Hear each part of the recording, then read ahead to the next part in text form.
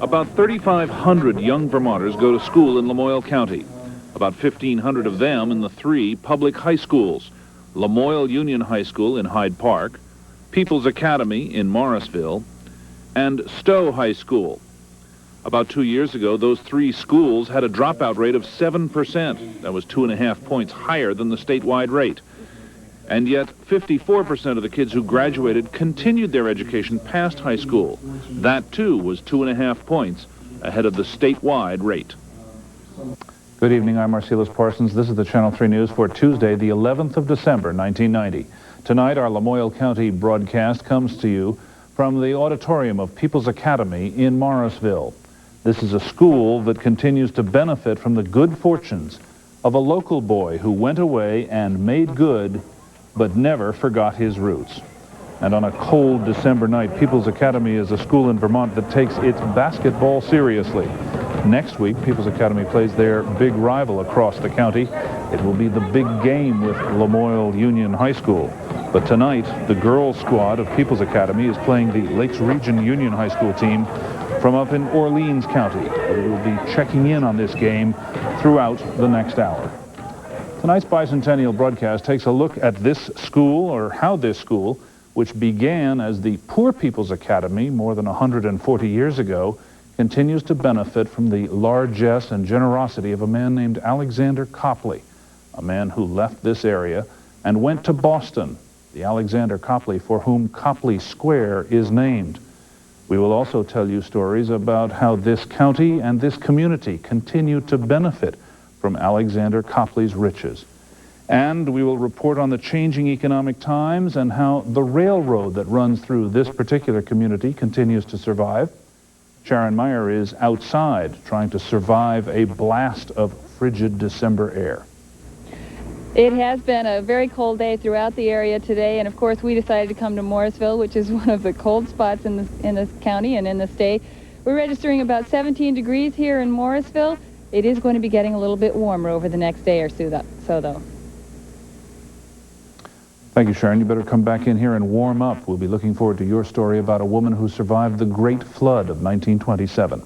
And Will Michael is back in Burlington. He will warm us up with the news of a big 4-alarm fire early this morning in Burlington. Will? That's right. Thank you very much, Marcellus. The top story tonight: the biggest fire in Burlington in more than 2 decades has left 22 people homeless. No one was injured, thanks in part to fast work by 2 women who today are being called heroes. Brian Joyce has the story.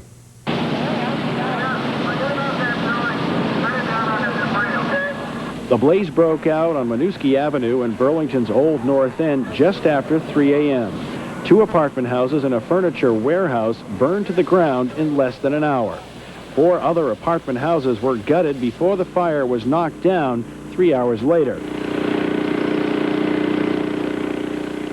22 people were left homeless, including Richard Gendron. He has photographed Burlington fires for more than 3 decades.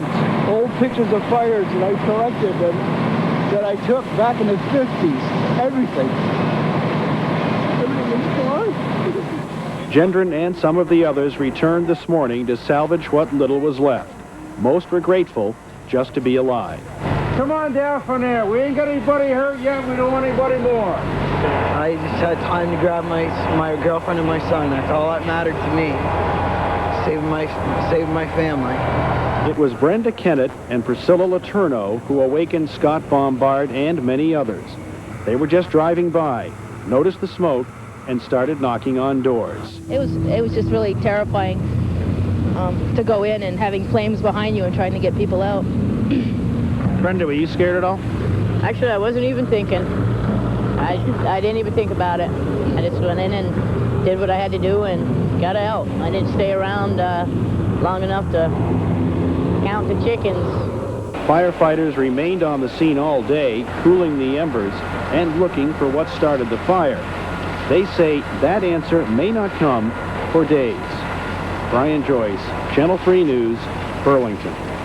A federal judge has sided with the city of Burlington, ruling that a Jewish menorah cannot be displayed in City Hall Park during the Hanukkah season. Federal Judge Fred Parker inspected the menorah display this morning. The Burlington Lubavitch put it up today for the 8-day Hanukkah celebration. The city and the Vermont ACLU claim the menorah cannot legally go in the park and it should be removed. They claim it gives the appearance that the city officially endorses a religion, a constitutional violation. But Lubavitch claims the display is legal and wants it in a public place. This is where free speech happens in America. It's town square, and all kinds of speech happens here, and it shouldn't exclude religious speech in the United States. The city allowed the menorah to be displayed 2 years ago. Then they lost an expensive court case, some $40,000. Last week, the city denied Lubavitch permission to display the menorah again, and this afternoon, federal judge Parker agreed. The Speaker of the New York Assembly, Democrat Mel Miller, has been indicted on federal charges of mail fraud and conspiracy. The 19-count indictment against Miller and a top aide involves real estate deals they made several years ago. The two allegedly bilked clients out of hundreds of thousands of dollars. Miller maintains he is innocent and says Republicans are after him because he's a prominent politician. Stay with us. We'll be bringing you much more news, including these stories on this Tuesday evening. The financially troubled Vermont Electric Co-op is being sued, allegedly for failing to pay back loans. And people in Ticonderoga, New York, are playing Santa to the troops in Saudi Arabia. Those stories and all the rest of tonight's news, weather, and sports when we come back. Negotiators reached a tentative contract agreement early today, and that means striking teachers in the Bellows Falls, Rockingham area may be back in the classroom tomorrow. The teachers have been on strike for nearly a week, primarily over pay, and especially over how much teachers should pay in health insurance premiums. Teachers wanted 6.7% more pay next year. That was suggested by a fact finder. The board, however, offered 4.4%, plus an increase in health deductibles to $1,000. An agreement was reached about 1 o'clock this morning, but the terms won't be released until all the parties ratify the deal. Classes are expected to be back in session tomorrow. A finance company in Virginia taking aim at the Vermont Electric Co-op and have filed an $8 million lawsuit. The lawsuit charges that the co-op's generation and transmission division has failed to make loan payments that date back to 1986. The Virginia company says it has tried to negotiate outside the courts, but they say the co-op has refused. Co-op manager Chip Farrington says the utility has made several attempts to restructure the debt, and his priority is to make sure the debt restructuring is affordable to the ratepayers of the co-op. The state is urging Vermont utility regulators to completely deny Green Mountain Power's request for a 12% rate hike. The Public Service Department says its own figures show GMP does not need the extra money and should live within current revenues given the economic climate. GMP recently lowered their request from more than 15% to about 12%. State utility regulators are considering that an increase, and a decision is expected come January. Facing tight times, the city of Plattsburgh is laying off 16 people and is now proposing that its buildings inspector's office be abolished. Under the plan, the fire department would inspect buildings, but the head of the city's program says using inexperienced people could lead to legal problems. And that comes through this office is very tangible, and you know, life safety and public safety is the name of the game here. That's why you look for minimum code compliance through the building codes, and you know, if permits are issued that don't comply with the code, then there's always the potential for something happening, and heaven forbid that it should, where somebody might get injured or whatever. From that standpoint, I presume there's the potential for litigation, but 3 of the 5 member office workers would be out of work. The other 2 would go to the fire department. But Russo says using firemen on a rotating shift could be a problem. End up trying to implement these ordinances and codes from a rotating shift basis where each firefighter would only be active in that particular job 1 week of 3, say. I can't see the consistency, and I can't see how that could work that way. Now, that proposal is expected to save that city more than $100,000. Operation Peace on Earth got underway today for the troops in Operation Desert Shield. The office staff at a Ticonderoga, New York business got the idea to give the troops a Merry Christmas by asking people to bring in small items for local people serving in the Middle East. Everybody wanted to help, even people that didn't have relatives or friends over there. They just wanted to donate things. I think it was a good outlet for people to show their concern and show really how much they care, and, you know, to make sure that the people over there know that. Pickup loads to bring the 500 pounds of gifts to the post office to send to Saudi Arabia 53 local people in the military will be getting a gift Personally, package. I have 3 or 4 classmates that I went to school with that are over there and are in this bunch. So there was a special tie there for me also. Didn't realize exactly that they were over there until I got the list of people. That list was a total of 53 people that from this area. And the area we're speaking of is from Westport area all the way to Putnam. And so it's a large area. It took 2 weeks to collect the gifts, and the office staff spent all of last night wrapping them before they went out today. Most communities in Vermont have at least a few native sons involved in Operation Desert Shield, stationed in Saudi Arabia. People's Academy hasn't forgotten the men from around the Morrisville area who are serving in the Middle East. Brad Wright reports on how those men are being honored. As students at People's Academy learn about the Gulf Crisis and Operation Desert Shield, many here are taking the lessons personally. Almost all of these kids know at least 1 or 2 soldiers who are serving in Saudi Arabia. That's why those men are honored with yellow ribbons here, over the front door of the school. Guidance counselor Betty Rochette helped get the idea moving. Well, one of the parents brought up some ribbons for everybody to wear, and I thought, oh, what a neat idea, and let's let everybody know in town who is representing, Vermont from Morrisville. So we wanted to hang their names outside and let everybody know when they come up through who was there. Regardless of their political opinions about the Gulf crisis, Mrs. Rochette says the student body supports the people in Operation Desert Shield, especially those from Morrisville. Skip Ward, class of 1979. His ambition was to be a Marine. Now he is one. With him is Chip Berry, class of 1987. In 1981, Pat Hannaford wanted to be a general. Most of the kids here know Travis Willey, who graduated last spring. And they all know Fred Brooks. Definitely. We're really involved here because one of our teachers is gone.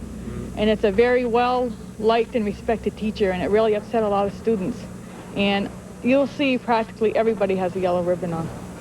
Others are remembered here, too. Mike Lambert, class of 1970, and Steve Shattuck, who actually went to Lamoille Union. Mrs. Rochette just found out that the name of Robert Cookson, who went to school here back in the early 1970s and who is now part of Operation Desert Shield, will be added to the banner of ribbons tomorrow. Marcellus? Thank you, Brad. Robert Cookson went to school here at People's Academy, and this is the auditorium. The stage here at this auditorium at People's Academy is set for a play to be presented by the Drama Club this coming weekend. The play is called A Vicious Savage. They've been holding rehearsals on this stage all this past week. Rehearsals on a stage that was built to the specifications of a man named Alexander Copley, a man who made his fortune in Boston. And in a moment we will have the story of that man, the local man who made good and whose money is still making good here in Lamoille County. It is all part of Vermont's legacy, a legacy we are covering as the First Republic, the 14th Star.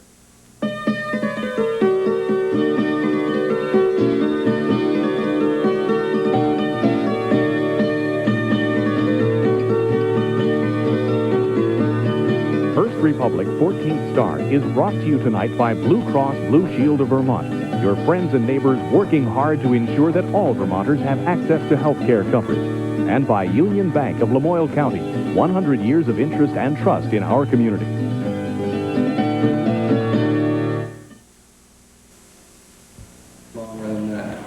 This is Tim Lewis, high school English at People's Academy in Morrisville.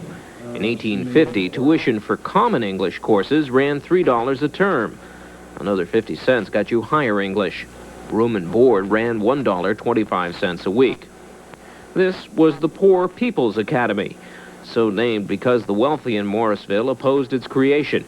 And the $1,500 it cost to build the building in 1847 was raised through donations of as little as $1. By 1850, 128 students were enrolled, 79 gentlemen, 49 ladies, and infectious disease dropped attendance during the spring and summer terms. 16 years later, the town took over operation of the academy for, quote, as long as wood grows and water runs. The school grew. Sports, like basketball, and theatrical presentations were important.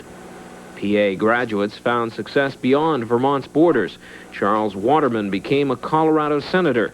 His estate built the Waterman Building at UVM. Fred Dustin went on Admiral Byrd's expedition.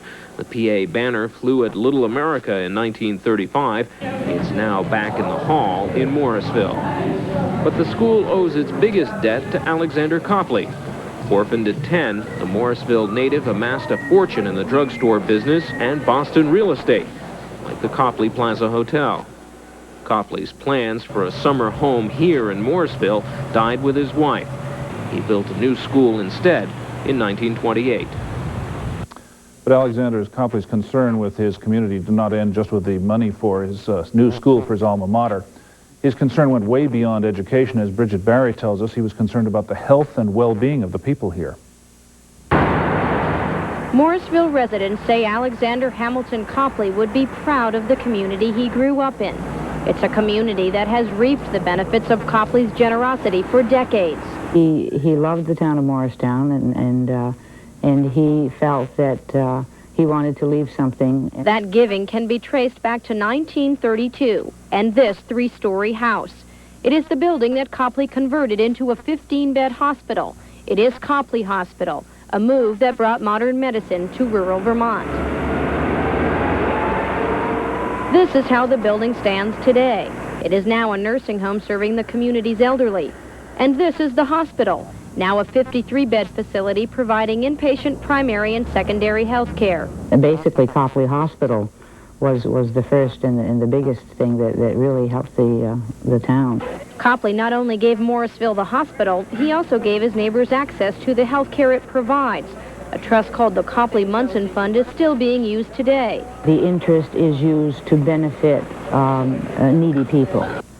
And there is a list of names that is reviewed every year as to using that fund maybe for 25 to 30 people, and it might be $200 to somebody or $700. There is also another fund established by Copley for the community. The fund has helped renovate the municipal parking lot, buy a new ambulance, and build a birthing center. The hospital has certainly come a long way in its 58 years, but where it will go in the future is another question. Community hospitals nationwide are grappling with their role in the world of high-tech health care. We will remain a primary care for both inpatient and outpatient services. What we will attempt to do is offer more and more services that will allow the patient, especially in this area, the elderly, independent patient that we have a fair number of, to give them services that they now have to travel for. For example, ophthalmology, orthopedics.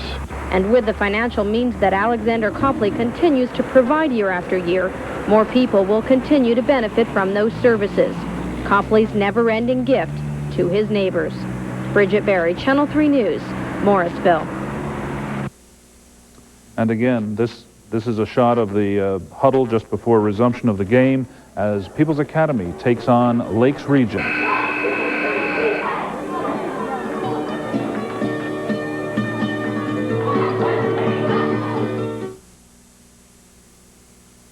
Not every town can count on the generosity of a native son or daughter to build a new school building. In fact, the story of People's Academy is more the exception than the rule. Another town in Lamoille County is grappling with the problem of school construction the old-fashioned way. Catherine Malley and Michael Saka have a report. Belvedere is a small town made up of about 250 people.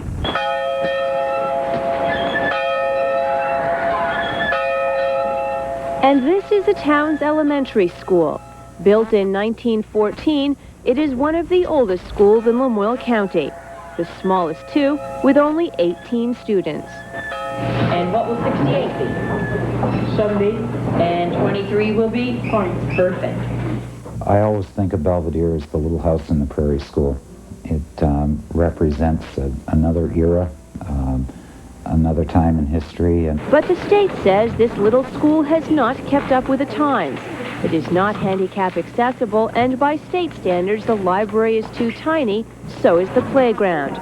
So now townspeople are thinking about building a new school by joining their school district with Waterville. To give the children an opportunity to be in a larger school and to have an opportunity to be with different teachers throughout their elementary years, and to have a larger peer group. But School Board Chairman Myrna Tallman disagrees. With the present number of students that we have, which is 18, it's adequate for us now. Some programs, we don't have all of the programs that a bigger school would offer, but we have things that we do, unique things that go on, and I hate to see it go. Utley hopes the present building can still be used. I see a real potential for a community center, physical education type plant, community library. If those could be within a very short commute or within a walking distance, then I think this school could certainly function as the educational center and maintaining another facility for those other activities.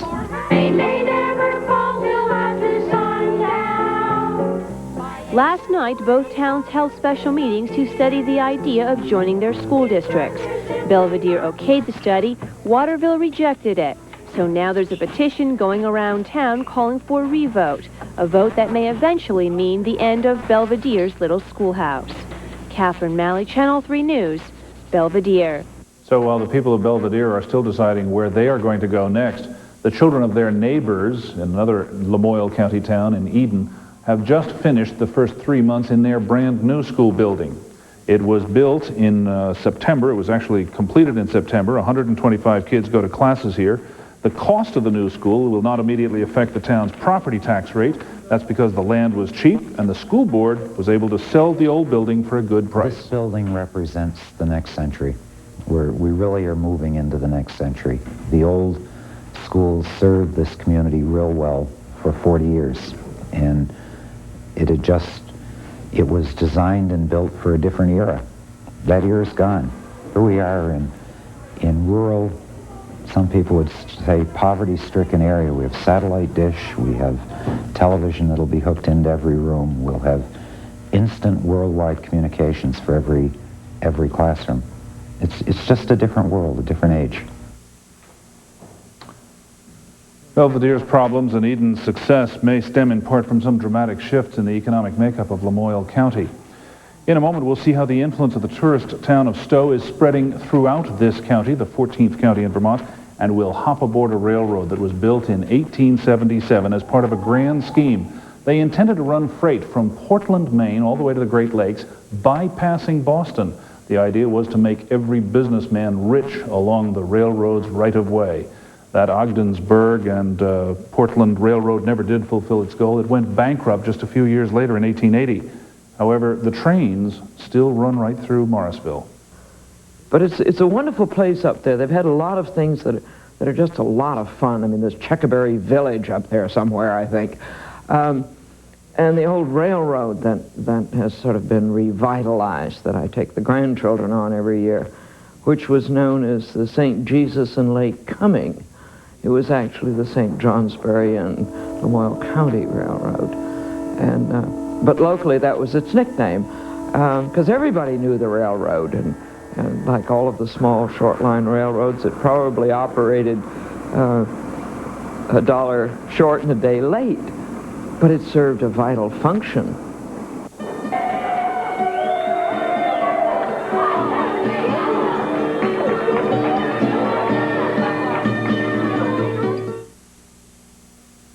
People's Academy and the two other public high schools here in Lamoille County are trying to give their young people an education that will help them to cope with the ever-changing times. But what about the economic changes that have taken place here in Lamoille County over the past 20 years? Well, Tim Lewis has reviewed the changes in towns according to a computer of a University of Vermont professor. Lamoille County has no cities, but 20 years ago, under Malcolm Bevan's town-type classification system, it did have a near city. Morristown's residential and limited commercial capacity put it there. There were no pure bedroom communities, but there were a pair of residential rural communities, Waterville and Wolcott. In 1970, Stowe was the only recreational commercial center in Lamoille County. No towns were purely recreational. In 1970, farming still drove the economic base of Hyde Park. Sparse population put Belvedere, Eden, and Elmore in the gray zone. Cambridge and Johnson just didn't fit into Professor Bevan's computer classification system. The town of Johnson doesn't fit the model because it has many amenities of a limited commercial area. However, it's a college town, and being a college town is just enough different so that it just doesn't fit into any one of these classifications properly. Bevans found Lamoille County's biggest economic shift occurred in the 70s. By 1978, Stowe's recreational economy had spread north into Morristown. Hyde Park had moved from being a farm town to a residential community, and development fallout from Smuggler's Notch pushed Cambridge solidly into the recreational commercial ski town classification. A great many second homes developed in that area. So as a result, what was an agricultural community back in 1970, in 1987, is now a recreational commercial center. But since 1978, the various town types of Lamoille County have not changed. The types of towns may not have changed much in the last 20 years in Lamoille County, but the types of businesses have certainly changed along the route of this county's major rail line. Brad Wright is calling all aboard.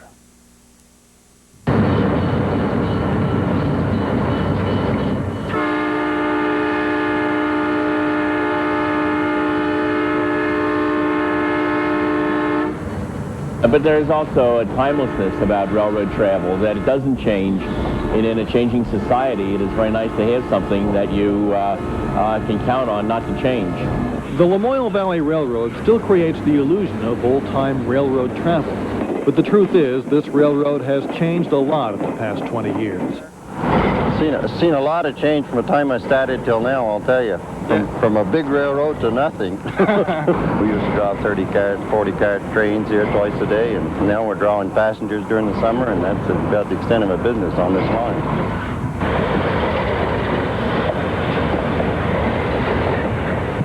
Instead of freight service, the Lamoille Valley has been offering nostalgia service to railroad buffs from nearly everywhere. But that means being reliant on tourism. This has been a bad season for us. It's down about 40% from last year. We had a good foliage the last couple of weeks, but prior to that, it's been a real bad season. Despite a difficult fall season, the Lamoille Valley will be back next year with the same passenger service.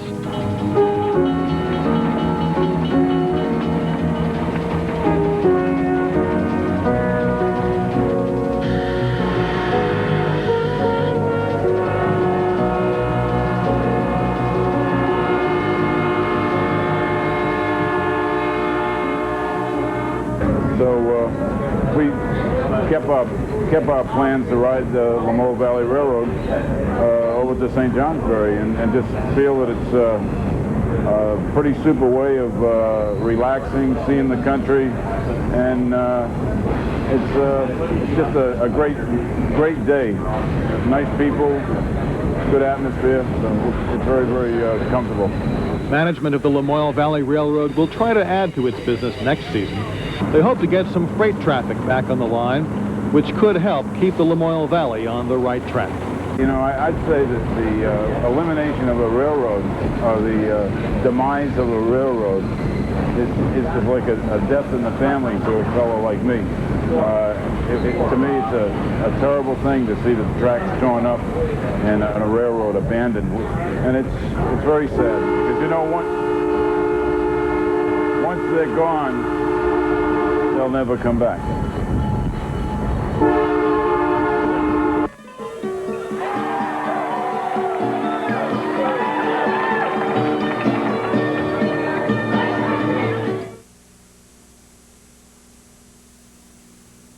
Sharon Meyer has come in from the cold outside People's Academy. It is cold out there. It is cold out there. It's nice to be back inside. They have extremes of weather here in Lamoille County. That's right. And you've talked to some people about those extremes, the great memories of weather? That's right. We talked to Doris Jenny this time. Now, the flood of 1927 obviously devastated a lot of areas in Vermont, but the story that came out of Morrisville is definitely one of the dramatic stories. We'll take a look at that right now.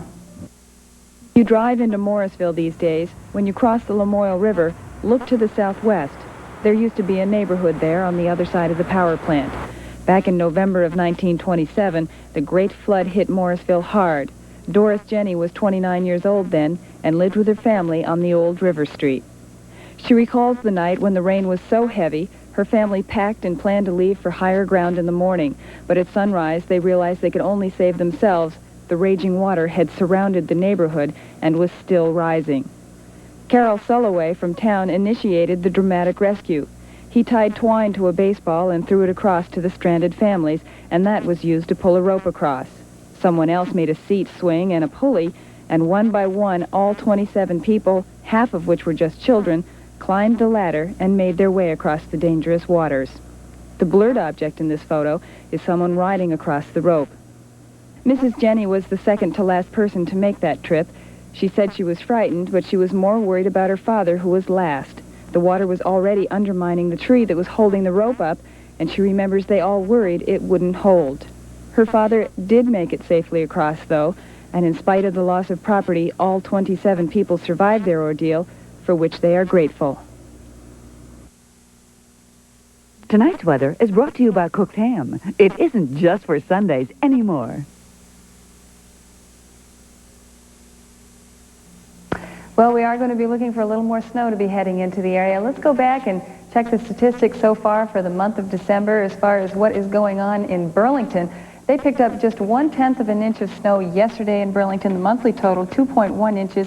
That's falling behind now by about 2.5 inches. And for the season today, we're also falling behind by about 2 inches. As far as heat is concerned, well, the average temperature yesterday was 32 degrees. That's 7 above normal. It brings the monthly total of heating degree day units to 319. We're still running about 17% fewer heating degree day units for the month so far, 13% fewer for the season. It has been mild so far this year. On top of Mount Mansfield, the high temperature today was only 9 degrees, the low 4 below. The present temperature is 4 above. They've picked up an inch of snow in the past 24 hours, and there's now 24 inches of snow at the stake. Over in Saudi Arabia, a warm day in Dhahran, 84 the afternoon high temperature, and in Riyadh, 82 degrees.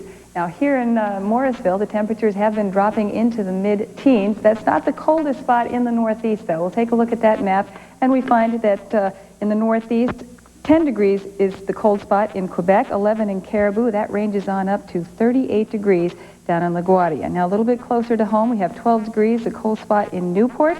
Temperatures are generally in the upper teens and low 20s in the northern sections to the upper 20s and low 30s in the southern counties, 32 being the warm spot in Rutland. The low last night here in the Burlington area was 14 degrees. That's compared to an average of 17, and a record low of 13 below was set in 1958. Our high today was 25 degrees. That's 6 below the average, and a record high of 61 degrees was set in 1966. Currently in Burlington, under mostly cloudy skies, the temperature 22 degrees, the humidity 53%, the barometer 30.21 inches and steady. Winds are from the southeast, only 5 miles per hour, and sunrise tomorrow morning will be at 7:19 and sunset at 4:13. Skies are mostly cloudy here in Lamoille County. If we take a look at the satellite picture around the northeast, we find that Maine is about the only place where there's clear skies. Clouds are on the increase from the south and from the west. Now, as we take a look at the cloud loop, we find the upper level wind flow will be pushing rain and even some snow into some of the higher elevations from Montana on down to Nevada and into California. Across to the Midwest, a few snow showers there, and these snow showers are going to be heading our way. Right now on this current surface map, that cold high pressure system still ruling the northeast. Our winds are going to be light tonight and temperatures will drop. We may see some flurries or a little bit of light snow overnight tonight. By tomorrow, we are expecting the warm front to be heading our way. We can look for a dusting to an inch of snow for most of us, a couple inches in the mountains, and that, of course, includes Lamoille County. The forecast then for tonight, it will be mostly cloudy with a chance of a little light snow late. The lows will be near 5 degrees in some of the cold spots, northeastern counties, to 25 degrees in some of the southern counties. For tomorrow, it will be mostly cloudy with a chance of light snow in the morning. It's going to be breezy in the Champlain Valley. The high temperatures 35 to 40 degrees. For Wednesday night, mostly cloudy in the northeast and in the north central sections. A chance of freezing rain or snow late.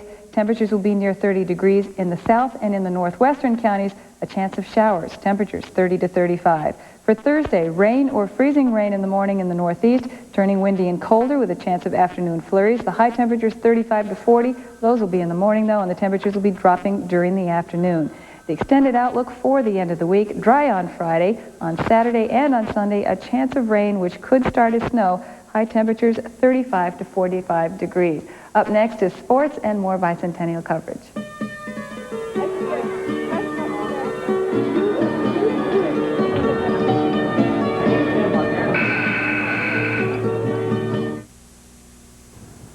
There's been a lot of talk the past couple of years as to just how good Larry Bird still is. I think the best way to look at it is this way. Who do the Celtics give the ball to when they're in a tight game? That was the case last night as Bird triggered a 15-0 Celtics run that propelled them to a 107-95 win over the Houston Rockets. 5-91 lead, and Larry iced it with that tray. And the Boston Celtics victorious last night over the Houston Rockets, 107-95. Well, a Ross Sports Center sweep for the St. Michael's Purple Knights. The men's and women's teams won their games over the University of Lowell to send the home folks out of the gym in a good mood. The men's team with a 97-88 win over the Chiefs. They were led by Monroe Blakes with a 23-point effort. The Purple Knights run their record even at 3-3. The women's team kicked off the evening, I should say, with a 78-67 victory. Ann McLaughlin, 5 3-pointers on the way to 19 points. The Lady Knights run their record to 7-1. On the national scene, a great game matching up at ACC Power against one of the SEC's big boys. It was North Carolina against Kentucky at Chapel Hill. Rick Pitino comes from behind for the 84-81 victory. Well, a late night in the National Hockey League last evening. The Montreal Canadiens were in action. And a non-league contest, they were hosting a touring Soviet team. At the 5-3 lead, 6-3 was the final score as the Soviets prevailed. Boston Bruins have one more night off before they return to action. They'll be taking on the Hartford Whalers tomorrow night. On another note, Bruins center Bobby Carpenter underwent 4 hours of surgery today to rebuild a kneecap that was fractured Saturday night at a game against Montreal. The Bruins say this is a career-threatening injury. When sports continues, we'll take a look at a wild Monday Night Football.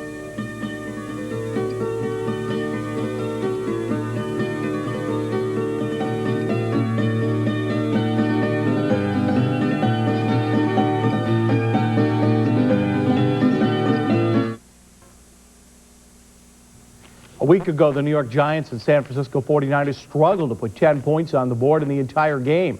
Last night, the Los Angeles Raiders and Detroit Lions had that beat in the first 2 minutes and 35 seconds. A wild offensive explosion in Pontiac, Michigan. The Raiders got the best of this one with a 38-31 victory. Well, the University of Miami athletic director confirmed to Miami officials what has been rumored for several days. He has been contacted about the New England Patriots general manager's position. While Sam Jankovic confirmed the speculation to the school, he refused comment to the media outside his office. Pat Sullivan's time as the Patriots GM is all but over in light of the controversy surrounding the sexual harassment of a female reporter in the locker room. An NFL investigation was critical of Sullivan and Patriots management. Owner Victor Kayam wanted to dump Sullivan when the controversy arose, but Commissioner Paul Tagliabue told him to wait for the full report.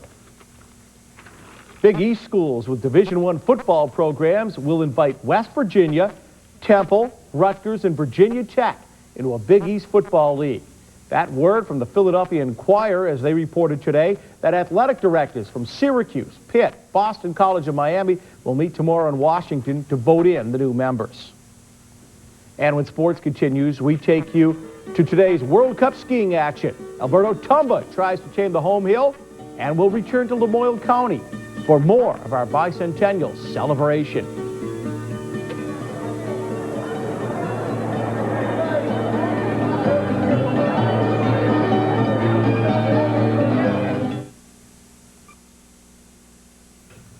The University of Vermont soccer team completed another successful season. They'll lose several exciting players to graduation today. One of those players received a postseason honor. The World Cup ski season is well underway. Today's stop was Sestriere, Italy. Today's race marked a return to the top of the sport's most celebrated male skier, and I think you know who I'm talking about. Go, and a rough day for Americans. Felix McGrath of Shelburne missed a gate in the second run. Tiger Shab Stowe and Bob Ormsby of Lake Tahoe failed to qualify for the second run. Pittsburgh Pirate free agent Gary Reedus, who platooned at first base with Sid Bream last season, signed a 2-year contract with the club today. Reedus batted .247 with 6 homers and 23 RBIs in 96 games. It appears he'll have the first baseman's job all to himself since Bream signed as a free agent with Atlanta last week. Well, Lamoille County's growing economic dependence on recreation means folks who want to ski, swim, hike, or bike need to get into the area with ease. Lamoille County has just one airport to help do that, the Stowe-Morrisville Airport alongside Route 100. Brad Wright takes a look at one sport originating at the airport that depends on hot air.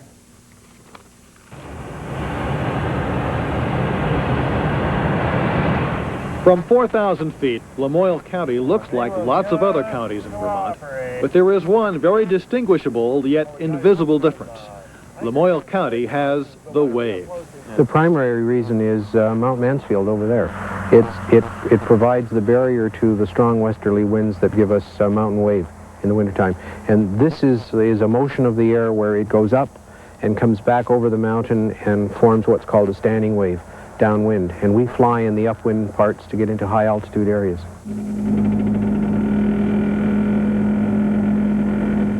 Bob Carlson is a member of a glider club based in Toronto. The club visits Morrisville Airport every autumn when the wave is at its best. So we come here and we learn a little bit every time we're here, and we get a little more comfortable flying in these conditions.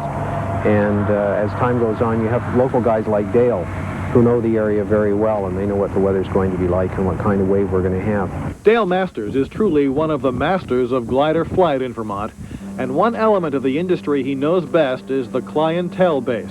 It's mostly tourists. Yeah, I don't understand why. To someone it comes natural to, I think it's criminal they don't think of it. If I were a tyrant, I would insist everyone try it once. But the people who have a natural interest try it and love it, and others let the lack of an engine spook them. For those people who are willing to give gliding a try, many have the experience of a lifetime. The flight is exhilarating, almost from the time the aircraft is hooked up. You can actually catch the wave twice, once off Mount Mansfield and again off Mount Elmore. It provides a continual push. It's a very steep face, and it's isolated with no interference upwind, and when the conditions are good, this little spot here is a great launching pad for soaring flight. You just come here and release at this altitude and you're all set. What helps put a ride like this in perspective is a close-up view of other gliders in flight.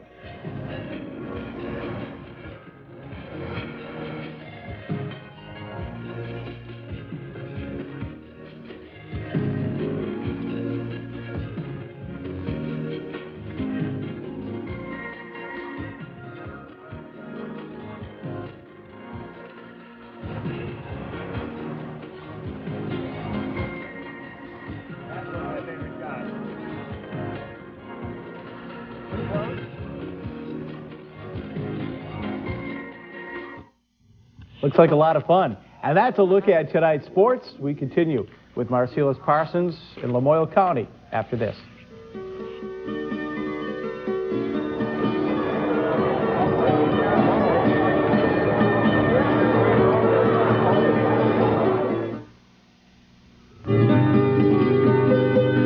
First Republic 14th Star has been brought to you by Union Bank of Lamoille County, 100 years of interest and trust in our community, and by Blue Cross Blue Shield of Vermont, your friends and neighbors working hard to ensure that all Vermonters have access to health care coverage. Tonight we broadcast this program out of this fine old building that Mr. Copley donated to his alma mater. But it was not just the generosity of Alexander Copley that helped this community and this school. 2 years after this building was put up, a man named George Grout gave this school a gift that lets its students reach out to the stars. The observatory at People's Academy in Morrisville may look like an insignificant, out-of-the-way little building. But for Matt Sartwell, it has become a massive project. He has gone out of his way to see it through. Soon, the observatory will unlock the secrets of the universe for People's Academy students and other stargazers. The renovation of the observatory has been Matt's Eagle Scout project. So I decided to do something that would help the community, and this would this would help the community and actually be interesting to me. Matt had to start nearly from scratch. The telescope had been stolen a few years ago, but the outer tube mysteriously reappeared last March. With help from the State Astronomical Society and $1,800 donated from the Rotary VFW and some local businesses, the tube was refitted with lenses. Then the structure of the observatory itself had to be reworked. I think it's kind of resurrecting something that was used a good deal. I suspect that construction probably dates to the 30s, and it was used periodically up until, I would guess, the 60s quite often. We had some people that were on the faculty that were well-versed in how it was used. Then it kind of fell into disrepair and really hadn't been used for quite a while until Matt got the idea of following up with the project. The observatory itself had no lighting to it except for one fixture. So we put in all the new lighting around it. We painted the inside of the dome and the outside of the dome. We did some structural repair, like repointing the bricks and making sure everything, all the gears and all the workings worked. The project represents months of difficult work, but Matt had lots of help and guidance. In Morrisville, with Troop 876, you have a lot of caring individuals who help you get through the rough spots and stuff like that. In the last 6 years, 876 has pumped out 13 Eagle Scouts, and a lot has to do with the community leaders who are in the troop. Now the task is to develop interest in the observatory. Students need to use and take care of it. More equipment still needs to be purchased, and while there is some money available for maintaining the observatory, it will be an expense the school hasn't had to handle. Catherine Malley, Channel 3 News, Morrisville. That's it for Day 2 in Lamoille County. We would obviously like to thank People's Academy for being our hosts, and particularly the Drama Club, which is going to put on the play The Curious Savage here this weekend. I think you can probably still buy tickets. We express our condolences at the moment to the junior varsity squad of women's basketball here at People's Academy. Perhaps they can eke out a victory in the last few minutes over Lake Region. Or perhaps the varsity will have better luck in a game that begins in about 15 minutes. Tomorrow night, we will be in the town in Lamoille County that beat the rest of the towns in this part of Vermont in putting up enough buildings so that it could become the county seat. Join us tomorrow as we visit Hyde Park for all of us on the road and those back in Burlington. Thanks for watching. I'm Marcellus Parsons. Good night.